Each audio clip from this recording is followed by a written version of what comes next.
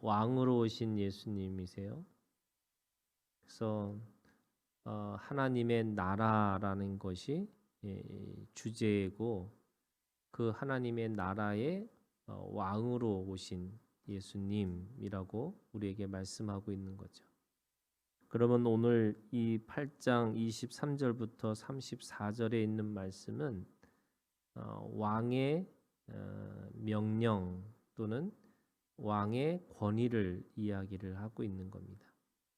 예수님은 우리에게 왕으로 오셨고 그 왕은 자연을 다스리고 귀신이라고 하는 영적인 세계를 다스리는 분으로 오신 거죠. 그런데 이거를 우리가 잠깐만 다시 생각해 보면 하나님이시기 때문에 그렇게 하셨다고 생각하는 건데 주님은 사실은 첫 번째 아담이신 그 아담에게도 똑같은 능력을 허락해 주셨어요. 로마서 1장에 있는 말씀에 보면 원래 하나님은 사람에게 자연을 다스리고 정복하고 그리고 영을 히브리서 1장에 있는 말씀에 보면 영을 부리는 영으로 이렇게 말씀하고 있어요. 그러니까 원래 로마서 1장에 있는 말씀으로 이해하면 순리가 하나님이 사람을 통해서 사람이 영을 다스리고 자연을 다스리도록 그렇게 살 수 있도록 그렇게 만드셨다는 거예요. 그런데 이 순리가 깨지고 나니까 영리가 됐어요. 그 영리는 뭐냐면 귀신이 하나님보다 더 위에 있고 그래서 창조주보다 피조물인 그 영들이 사람들의 마음을 부리게 하는 거고 그 부리는 영이 자연을 또 억압하고 다스리면서 그 자연에 매여 사는 것이 사람이 됐어요. 그러니까 사람이 자연에 매이고 그 영에 매이고 살다 보니까 하나님을 창조주를 만드는 사람이 만들어진 신이라고 그렇게 이야기하면서 창조주를 섬기지 않고 창조주를 멀리하는 거죠. 그래서 이거를 영리라고 얘기했는데 그 영리가 너무나 우리가 살았던 삶 속에서 자연스러우니까 그것이 순리가 되고 원래 하나님과 사람을 통해서 영을 부리고 자연을 다스리는 것이 그것이 오히려 순리인데도 불구하고 사람들에게는 그것이 영리처럼 느껴지는 거죠. 그래서 우리가 가지고 있는 믿음이라는 것은 결국 영리를 순리로 바꾸는 거예요. 그거를 첫 번째 아담이신 하나님 앞에 받은 그 사람으로서의 삶으로 살도록 만드시는 거죠. 그러면 예수님은 두 번째 아담으로 오셨고 그리고 그 왕의 권위, 이 왕의 권세라는 것은 결국 사람을 통해서 하나님께서 이 세상을 다스리고자 하는 그 다스림의 모습을 우리에게 말씀하고 있는 겁니다. 그래서 오늘 이 다스리고 이 정복하고 하는 이 모든 것들이 예수님이기 때문에 하는 게 아니고요.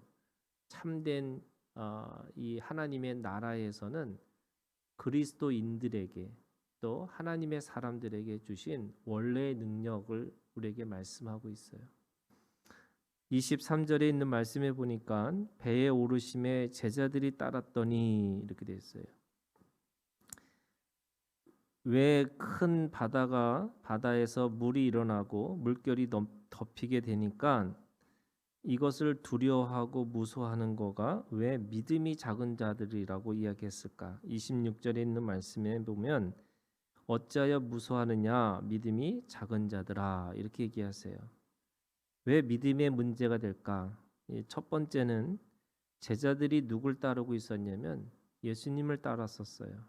그럼에도 불구하고 그들은 그 참된 왕이신 예수님을 모르고 그 주님과 함께 있음에도 불구하고 그 바다와 큰 어떤 물결들을 보면서 이 환경에 놀라니까 그들이 무서워했다 이렇게 얘기하고 있는 거죠. 원래 예수님은 왕으로 오셨다고 그러셨잖아요. 다스리는 자로 오셨어요. 그럼에도 불구하고 그들은 예수님이 누군지를 모르고 있는 거죠. 그러니까 그게 단순하게 무서워하는 이것이 자연의 현상이 아니고 이게 믿음의 문제라고 이야기하고 있는 겁니다. 그러면서 25절에 제자들이 나와 깨우며 이르되 주여 구원하소서 우리가 죽겠나이다 이렇게 얘기합니다. 주님은 주무시고 계신 거죠. 그런데 그 물결 속에서도 주님은 평안을 가지고 또 그 속에서 아무런 문제 없는 것처럼 계신 거예요. 오히려 제자들이 소동을 하고 제자들이 그것에 대해서 두려워하고 있다 이렇게 얘기하고 있습니다. 그러면서 26절에 바람과 바다를 꾸짖으시니 이렇게 돼 있어요. 바람과 바다를 꾸짖고 있다 이렇게. 이 바다와 바람에 대해서 의인화를 했잖아요. 꾸짖고 있다라는 거는 이 바다와 이 바람도 어떤 면에서 인격적인 의미로 느껴지는 게 있어요. 그랬더니 아주 잔잔하게 되거늘 우리가 다스리고 정복하라고 하는 말씀은 사실은 이 로마서에 있는 말씀에 보면 인간의 가지고 있는 구원이 이 인간이 가지고 있는 죄악 때문에 자연도 신음한다 이런 표현이 있어요. 자연이 왜 신음할까? 자기 스스로는 이 온전하고 완전을 추구할 수 없기 때문에 그러니까 인간이 가지고 있는 능력을 가지고 생육하고 번성하고 또 그 안에서 다스리고 정복하는 것만이 그것이 온전한 자연의 순리이기 때문에 그렇다는 거예요. 그런 의미에서 잔잔하라고 하는 것에 대해서 꾸짖고 있다라는 말은 바로 자신의 이 자연이 가지고 있는 현상, 그 순리로 돌아가라 이렇게 말씀하고 있는 거죠. 거기에 27절에 보니까 사람들도 똑같이 얘기하고 있습니다. 바람과 바다도 순종하는가 하더라. 꾸짖고 순종하는 이 자연의 현상이라는 게 있어요. 이게 어떻게 보면요, 뭐 약간 설화 같고 신화 같은 이야기지만 사실은 우리가 자연의 지배를 살고 있는 게 아니고 환경과 사건과 그 사람 앞에서 우리가 하나님 앞에서 이 선포하고 살아가는 것들이 있다는 거예요. 그 문제를 가지고 신음하고 아파하고 무서워하는 게 아니고 하나님 앞에서 선포하고 살라 이렇게 얘기하고 있어요. 그게 우리에게 주신 왕권이에요. 하나님이 주시는 이 왕권은 선포하라고 우리에게 주신 거죠.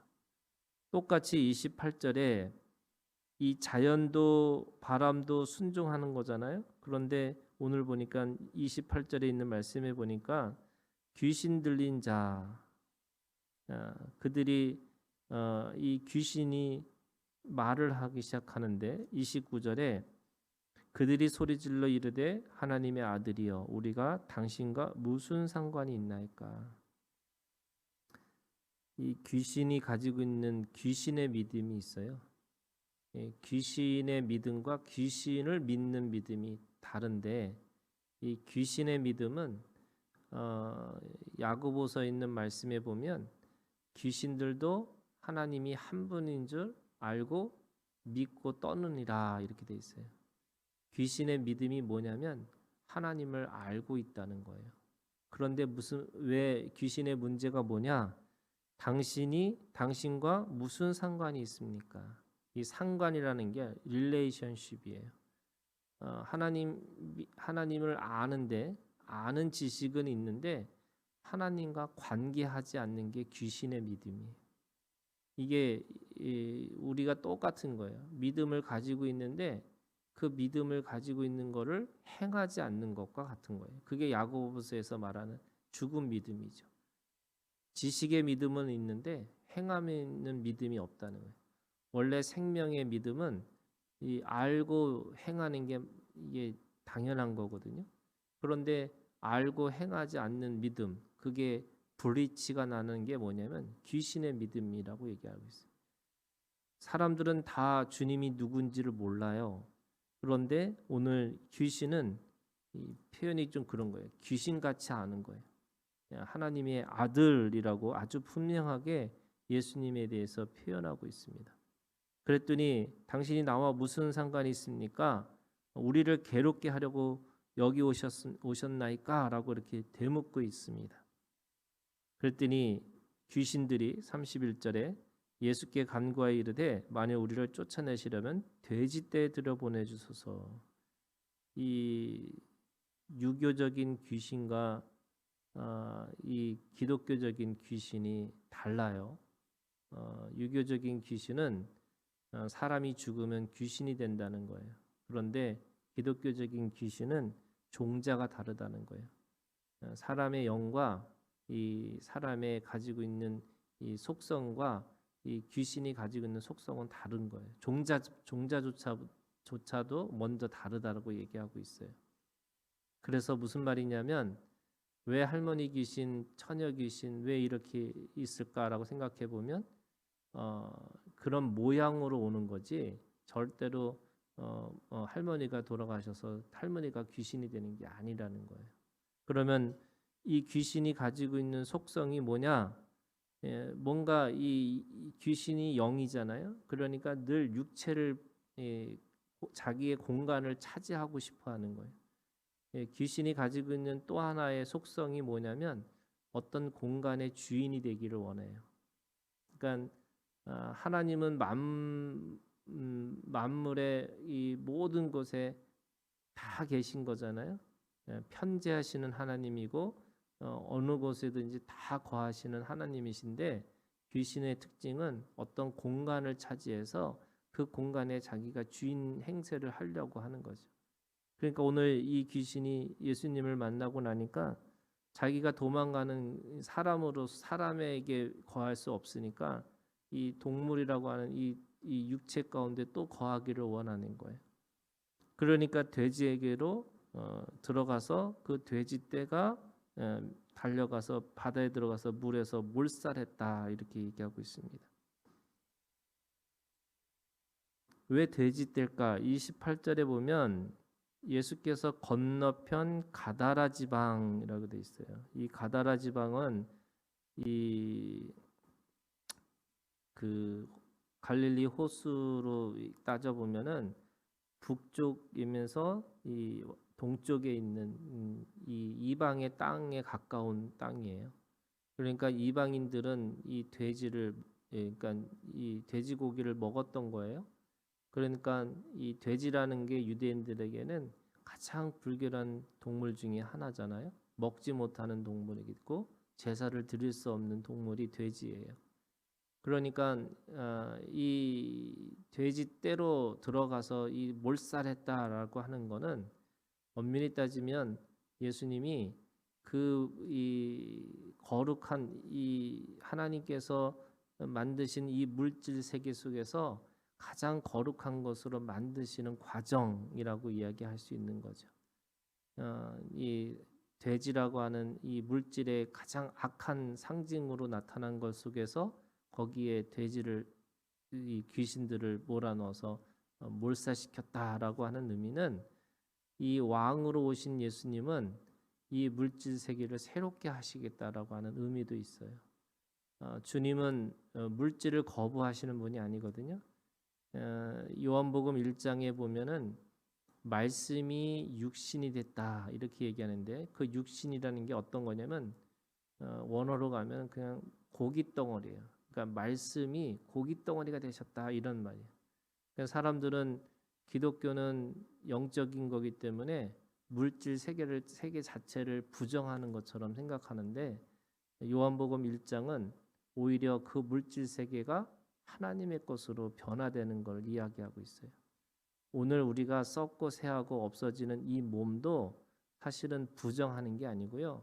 이 몸 가운데 하나님이 거하시고 하나님의 거하시는 걸 통해서 하나님의 의의 병기로 쓰시겠다 이런 거예요. 그러니까 우리의 몸이 썩어지는 몸이 아니라 부활체로서 이거를 spiritual body라고 그래요. 영적인 몸으로서 변화되는 길을 원하시는 거지 내 몸이 썩어서 없어지는 게 아닌 거예요. 그래서 오늘 주님은 이 세상에 오셔서 영적인 권위로 세상을 다스리시면서 뭐 하기를 원하시냐면 이 물질 세계를 하나님의 것으로 변화시키기를 원하시는 거죠. 썩고 새하고 없어지는 것이 아니라 영원히 썩지 않는 하나님의 물체, 하나님의 물질 세계로 변화시키는 것이 하나님의 능력이라고 말씀하고 있습니다. 오늘 우리가 주님 안에서 다스리는 자로 오늘 하루를 사시고 또 이 세상에 온 목적을 가지고 주님 앞에 우리도 세상을 변화시키는 우리가 되기를 주님의 이름으로 축원합니다. 주기도문으로 오늘 예배